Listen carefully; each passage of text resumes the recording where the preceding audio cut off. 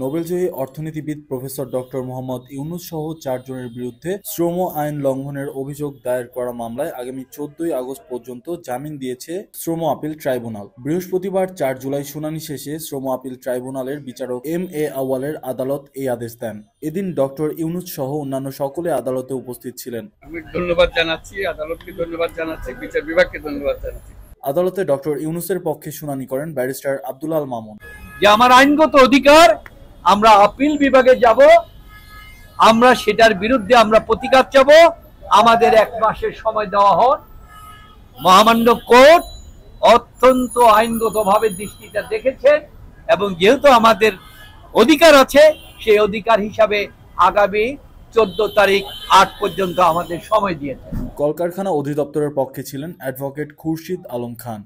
আদালত সেই মর্মে ওনাকে ১৪ই আগস্ট পর্যন্ত জামিন দিয়েছেন এবং ১৪ই আগস্ট উনি যদি আপিল দায়ের করে কিছু আনতে পারে তো ভালো, আর যদি আনতে না পারে আপিল শুনানি হবে। উভয় পক্ষের শুনানি শেষে আদালত প্রত্যেকের আগামী ১৪ই আগস্ট পর্যন্ত জামিন বহাল রাখেন।